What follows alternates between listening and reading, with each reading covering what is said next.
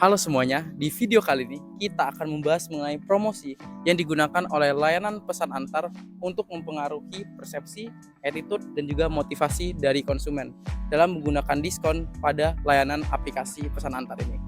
Kita akan menginterview 7 responden dari berbagai generasi untuk mengetahui pendapat mereka mengenai promosi yang digunakan oleh layanan pesan antar ini. Kita akan menggunakan 3 layanan pesan antar dalam video kali ini, yaitu ada GoFood, ShopeeFood, dan juga GrabFood. Pada dasarnya, manusia memiliki kebutuhan dan keinginan yang tidak pernah habis, sehingga menentukan hasrat motivasional mereka untuk membeli barang ataupun jasa. Motivasi sendiri merupakan kekuatan yang mendorong seseorang untuk melakukan suatu tindakan dan mencerminkan alasan yang mendasari seseorang bertindak atau berperilaku dengan cara tertentu. Psikolog Abraham Maslow merumuskan teori motivasi manusia berdasarkan gagasan bahwa ada hierarki kebutuhan manusia yang terdiri atas 5 tingkatan. Pada tingkatan pertama dalam hierarki Maslow terdapat kebutuhan fisiologis. Kebutuhan fisiologis merupakan kebutuhan manusia tingkat pertama dan paling dasar. Kebutuhan ini meliputi makanan, air, udara, tempat tinggal, pakaian, dan seks. Setelah kebutuhan fisiologis terpenuhi, dorongan berikutnya yang muncul adalah kebutuhan akan rasa aman dan perlindungan. Kebutuhan rasa aman dan perlindungan terdiri atas keamanan fisik, ketertiban, stabilitas, maupun rutinitas. Tingkat ketiga hierarki Maslow terdiri dari kebutuhan sosial seperti cinta, kasih sayang, rasa memiliki, dan penerimaan. Ketika kebutuhan sosial terpenuhi, tingkat keempat hierarki Maslow mulai berlaku. Tingkat ini mencakup kebutuhan egois atau egoistic needs yang dapat berorientasi ke dalam atau keluar. Yang pertama, kebutuhan ego yang diarahkan ke dalam mencerminkan kebutuhan individu akan penerimaan diri, harga diri, kesuksesan, kemandirian, dan kepuasan pribadi. Nah, kalau yang kedua, kebutuhan ego yang diarahkan keluar itu mencakup kebutuhan akan prestis, reputasi, status, dan pengakuan dari orang lain. Menurut Maslow sendiri, ketika individu cukup memuaskan kebutuhan ego mereka akan pindah ke tingkat kelima, yaitu kebutuhan aktualisasi diri. Kebutuhan aktualisasi diri mengacu pada keinginan individu untuk memenuhi potensinya untuk menjadi apapun yang mampu ia capai. Kebutuhan ini meliputi pengembangan bakat, mencapai prestasi, maupun menciptakan inovasi. Persepsi dalam perilaku konsumen adalah bagaimana seseorang menangkap dan memahami informasi dari apa yang mereka lihat, dengar, atau rasakan. Menurut Sigman dan Wiesenbild, persepsi terdiri dari 3 aspek utama. Yang pertama itu selection. Individu secara selektif memilih informasi yang ingin mereka perhatikan dari lingkungan sekitar. Tidak semua informasi akan diproses, hanya yang dianggap penting atau relevan saja yang biasanya akan menarik perhatian, atau bisa disebut juga sebagai selective exposure. Yang kedua, organization atau pengorganisasian. Otak mengelompokkan dan menyusun informasi agar mudah dipahami. Yang ketiga, interpretation atau penafsiran, memberi makna pada informasi yang dipengaruhi oleh pengalaman, harapan, dan nilai pribadi. Suatu proses persepsi akan dimulai oleh suatu stimuli yang mengenai indera kita. Stimuli ini akan mengenai organ yang disebut sebagai sensory receptor, atau organ manusia yang menerima input stimuli atau indera. Adanya stimulus yang mengenai sensori reseptor ini mengakibatkan individu merespon dengan memberi gambaran atau pandangan hingga membentuk sebuah persepsi akan sesuatu. Stimuli-stimuli tersebut dapat berupa informasi yang merupakan segala sesuatu yang masuk serta menciptakan sensasi bagi seseorang. Oleh karena itu, terciptanya persepsi konsumen dipengaruhi oleh stimulus yang diterima panca indera. Stimulus ini pada akhirnya mempengaruhi persepsi serta tanggapan individu. Attitude atau sikap dalam perilaku konsumen adalah kecenderungan seseorang untuk memberikan respon secara konsisten terhadap suatu objek, bisa berupa produk, layanan, merek, atau isu, baik secara positif maupun negatif. Menurut Salomon, sikap terdiri dari 3 komponen utama yang dikenal sebagai model ABC, yaitu affective, behavioral, dan cognitive. Untuk yang pertama, affective. Affective berkaitan dengan perasaan atau emosi konsumen terhadap suatu objek. Misalnya konsumen merasa senang, puas, atau kecewa terhadap suatu produk atau merek. Untuk yang kedua, behavioral atau perilaku. Behavioral merupakan kecenderungan untuk bertindak berdasarkan sikap yang dimiliki. Untuk contohnya, konsumen yang memiliki sikap positif terhadap suatu produk cenderung ingin membeli, mencoba, atau merekomendasikannya. Untuk yang ketiga, kognitif. Kognitif berkaitan dengan keyakinan, pengetahuan, atau informasi yang dimiliki konsumen terhadap suatu objek. Sikap ini terbentuk dari pengalaman sebelumnya atau informasi yang diperoleh dan mempengaruhi bagaimana konsumen menilai suatu produk. Dalam konteks perilaku konsumen, sikap sangat penting karena bisa menjadi indikator awal dari keputusan pembelian. Namun, sikap positif tidak selalu berujung pada tindakan nyata, karena bisa saja ada hambatan seperti harga, ketersediaan produk, atau pengaruh lingkungan sosial. Hal ini dikenal sebagai attitude behavior gap. Itulah mengapa dalam pemasaran, perusahaan perlu memastikan bahwa sikap positif konsumen juga diikuti dengan pengalaman nyata yang baik, edukasi yang tepat, serta penawaran yang sesuai agar konsumen bisa benar-benar melakukan tindakan sesuai sikapnya. Halo, selamat siang. Aku hari ini lagi sama Juan. Niko, Nama aku Rebecca. Wadid, Davina Audria. nama saya Hendro Budianto. Felicia dari Akuntansi 2023. Oke Niko, kita hari ini tuh mau membahas 3 tentang layanan pesan antar. Itu ada GoFood, ShopeeFood, sama GrabFood. Gue boleh tahu nggak, lu tuh kenalnya dari mana sih? 3 aplikasi. Tiga aplikasi yang tadi ya. Nah, awalnya itu gue cari-cari sih. Sebenarnya waktu kita zaman COVID dulu ya, kan kita cuma ini kan, boleh di rumah doang, kita nggak boleh keluar. Ya. Nah, gue bosen tuh sama makanan-makanan di rumah. Nah, dari situ gue cari gimana sih caranya gue bisa beli makan di luar, tapi gue nggak usah keluar rumah biar gampang juga. Dikasih tahu sama saudara, dia bilang kayak, pesen makan aja yuk. Pesen makan gimana gitu kan? Karena gue kurang tahu, jadi dia bilang kayak dari ini aja nih, pakai Grab aja. Biasanya ada murah kata gitu. Jadi dari itu sih tahunya. Pertama kali tahu tuh pas SMA. Waktu itu kerja kelompok di rumah teman, terus dia pesen GoFood. Ingat banget aku itu nasi keprabon. Pertama kali tahu dari teman. Gue pakai Gojek, ternyata di situ juga ada GoFood. Oke, Dan itu pertama kalinya gue pakai. ingat aku ya, kayaknya tuh dari internet. Dari internet. TikTok. Terus coba pesan online. Terus jadi sekarang ketagihan karena kita nggak perlu keluar capek-capek. Nah, kalau boleh tahu nih, seberapa sering kamu biasanya pesan makanan lewat aplikasi dalam seminggu? Seminggu mungkin 2-3 kali.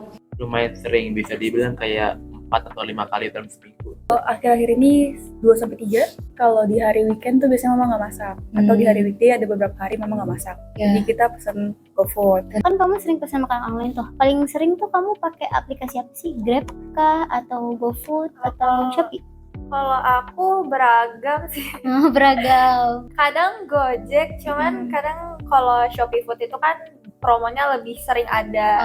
Kadang juga bisa gratis ongkir. Jadi kalau di Shopee Food lagi murah itu biasanya Shopee Food sih. Aku biasanya pakai GrabFood. Biasanya banyak voucher, terus juga promonya juga banyak. Jadi memang lebih sering pakai itu sih. Grab.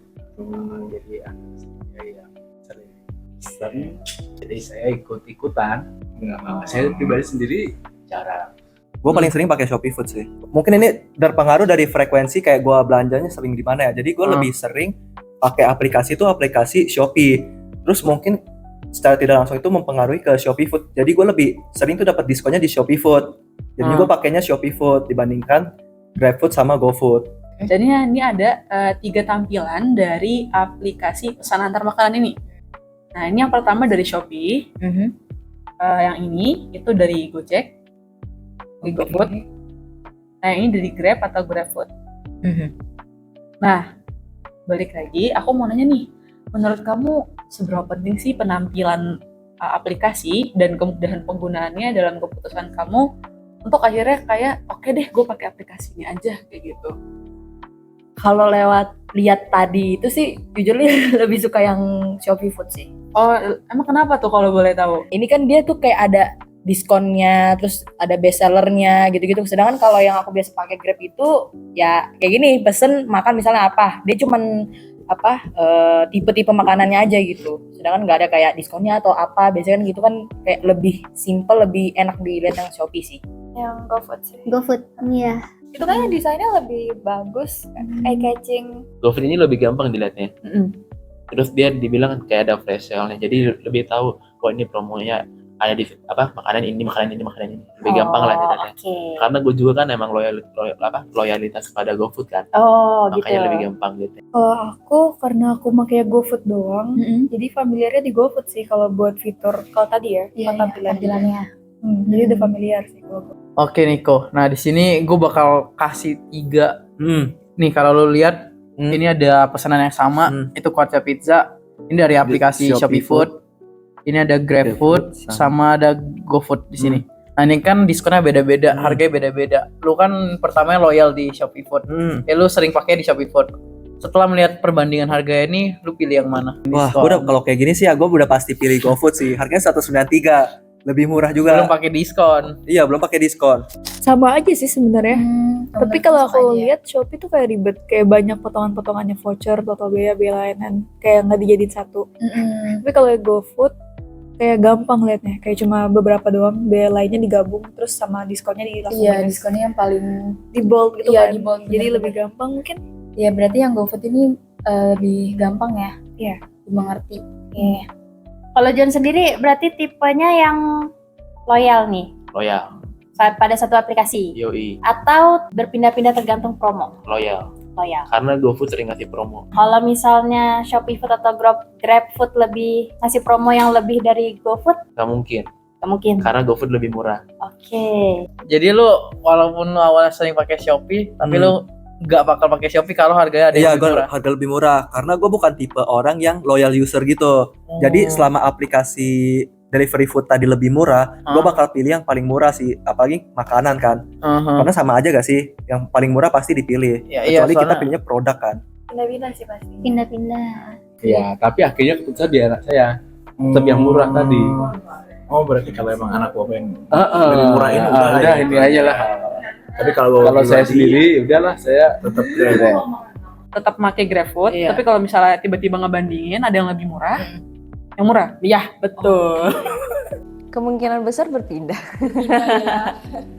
Karena ya kita mahasiswa tentunya mencari yang ada promo. Betul. Kalau ada promo lebih enak dong. Tinggal cari-cari, cari yang lain lebih murah nih. Gitu. Promo apa sih yang paling lu tuh menurut lu menarik gitu? Kan ada banyak promo nih, ada diskon gratis ongkirnya, ada voucher makanannya. Menurut lu yang mana yang paling bikin lu tuh tertarik buat pakai? Mungkin gua prioritas kali ya dari satu. Oke, boleh. Gue pilih 2 sih palingnya. Yang pertama itu yang pasti yang udah gua lihat tuh di ini sih voucher diskon makanan. Yang kedua itu gratis ongkir. Karena menurut gue ya itu paling ini sih diskonnya biasanya yang gede banget, tapi diskon Iya makanan sih. kan. Waktu itu kan misalnya gue pengen beli makanan nih, mau beli McD. Biasa kalau kena nggak ada voucher diskon makanan tuh harganya kayak jauh gitu. Jadi gue bakal pilih voucher diskon makanan yang jadi prioritas utama. Nah untuk yang kedua baru gratis ongkir. Jadi prioritas tuh ada 2 ya. Makanan, diskon makanan Diskon sama makanan gratis sama ongkir. gratis ongkir. Biasanya yang diskon harga makanan. Yang diskon harga. cashback ya. Cashback lebih cocok sama Bapak. Aku lebih ke promo di makanannya sama gratis ongkirnya itu sih.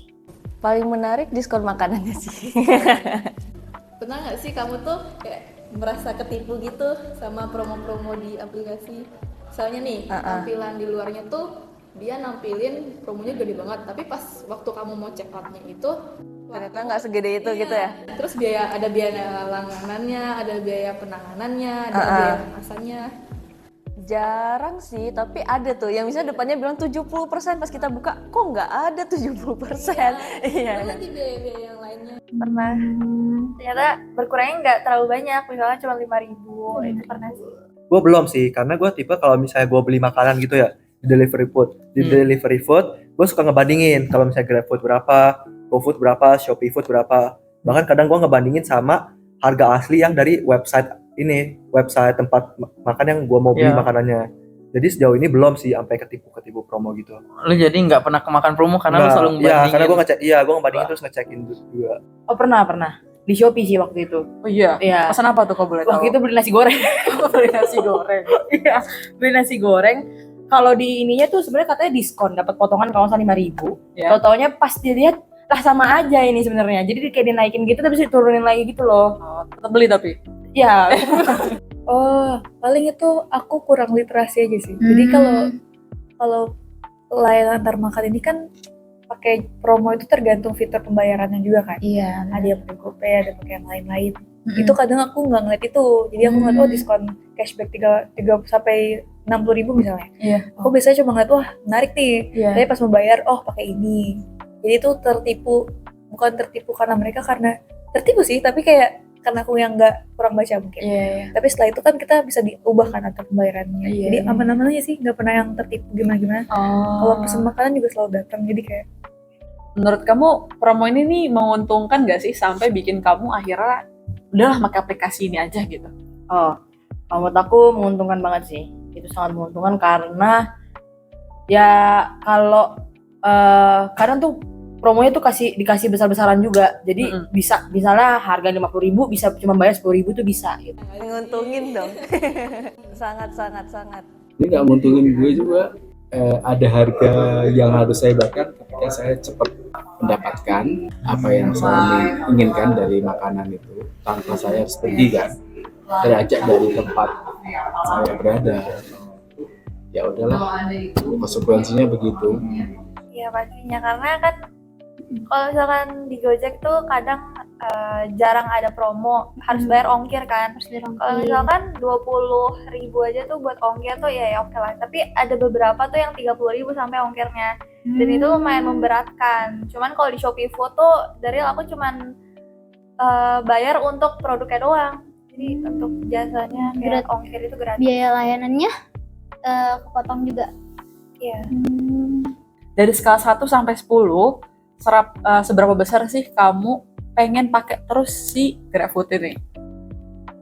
8 sih. Kalau misalnya pakai Gojek? 5. Kalau Shopee Food? Shopee Food, paling 3 lah. Oke. Kalau misalnya untuk GoFood pakai nanya 10 per 10 karena ngasih promo terus. Oke. Kalau untuk Shopee Food mungkin 8 per 10 karena dia nggak jelas kasih kriteria promonya apa, tulisannya apa, jelasannya apa. Kalau misalnya untuk Grab mungkin sama kayak GoFood sih, tapi gue lebih prefer GoFood, jadi gue kasih nilai GrabFood-nya 8 per 10. 8 per 10 juga. Kalau Grab tuh aku nggak terlalu tahu banyak karena emang jarang, cuman ya pernah mungkin 8 cukup kali ya. 8. Terus Ya, kalau Shopee? Shopee 8,5 deh. 8,5. Gojek? Gojek 9. 9. Karena emang aku setiap hari tuh pakai kendaraan tuh pakai Gojek. Kesimpulan dari hasil wawancara kami ternyata Gen Z dan milenial ini mempunyai kebiasaan yang berbeda, di mana Gen Z ini lebih suka berburu diskon dan tidak masalah berpindah-pindah aplikasi untuk mendapatkan harga termurah. Sementara milenial cenderung lebih setia pada satu brand atau aplikasi tertentu nih. Kalau kita lihat, hampir semua narasumber itu sepakat bahwa motivasi utama mereka menggunakan layanan pesan antar makanan adalah promosi dan juga kemudahan dalam menggunakan aplikasi tersebut. Hal ini nih menunjukkan bahwa promosi itu emang sangat berpengaruh terhadap pembelian keputusan konsumen, terutama bagi generasi muda. Hal ini bisa jadi masukan nih buat para pelaku bisnis dan juga platform pesan antar untuk membuat strategi promosi yang lebih tepat agar bisa lebih menarik pelanggan Gen Z. Tetapi, tidak lupa juga untuk meningkatkan kualitas pelayanan yang konsisten karena penting untuk mempertahankan loyalitas generasi milenial nih. Dan seiring dengan gaya hidup masyarakat yang semakin sibuk dan butuh kepraktisan, kebiasaan pesan antar makanan ini kemungkinan akan terus berkembang nih. Sehingga para pelaku bisnis bakal harus terus beradaptasi dengan kebutuhan konsumen yang terus berbeda-beda. Jadi, itu tadi hasil penelitian kami tentang perilaku konsumen dalam penggunaan aplikasi pesan antar makanan. Terima kasih untuk semua narasumber yang sudah berbagi pengalaman, dan terima kasih juga buat kalian yang udah nonton. Semoga bermanfaat dan sampai jumpa.